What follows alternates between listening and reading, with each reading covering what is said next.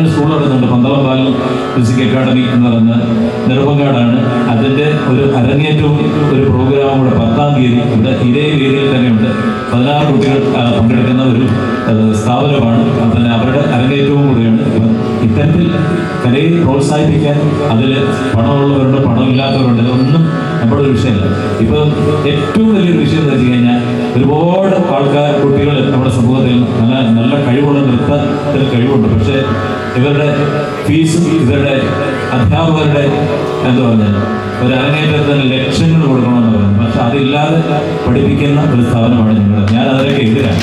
കാരണം എത്ര പ്രതിഭകളാണ്. ഇപ്പം കർഷകരുടെ മകന് അല്ലെങ്കിൽ മകൾക്ക് ഒരുപാട് ദൂരം സഞ്ചരിക്കണമെങ്കിൽ ഇവരെ പോലുള്ള കൊള്ള നടത്തുന്ന അധ്യാപകരെ തീർച്ചയായിട്ടും നിങ്ങൾ തിരിച്ചറിയണം. ഇവിടെ ഉള്ളതെന്ന് എനിക്കറിഞ്ഞു, ഇവിടെ എന്ത് നടത്തുന്നത് എങ്ങനെയാണെന്ന് എനിക്കറിയാം. ഇപ്പം ഞാൻ പഠിക്കുന്ന കുട്ടികൾ എനിക്ക് കൂടിപ്പോയി കഴിഞ്ഞാൽ ഒരു കൊണ്ടും ഒരു ജുബയും കൊടുത്ത് അതിൽ സംതൃപ്തരാകണം. നമ്മൾക്ക് അറിയുന്ന കലകൾ പറഞ്ഞു കൊടുക്കാൻ നമ്മൾ ബാധ്യസ്ഥരാണ്. പുതിയ തലമുറയിലുള്ള കുട്ടികളെ വാർത്തിട്ടാണ്. അതിൽ നമുക്ക് മാത്രം പണം കിട്ടണമെന്ന് ചിന്തിക്കുന്ന ഒരു തെറ്റായ നയമുണ്ട്. അത് മാറേണ്ട സമയം കഴിയുന്നതാണ്. എനിക്ക് വരുന്ന ഇന്റർവ്യൂകൾക്ക് ഞാൻ ഇത് പറയാറുണ്ട്. തീർച്ചയായിട്ടും അതിന് മാറ്റം ഉണ്ടാകട്ടെ.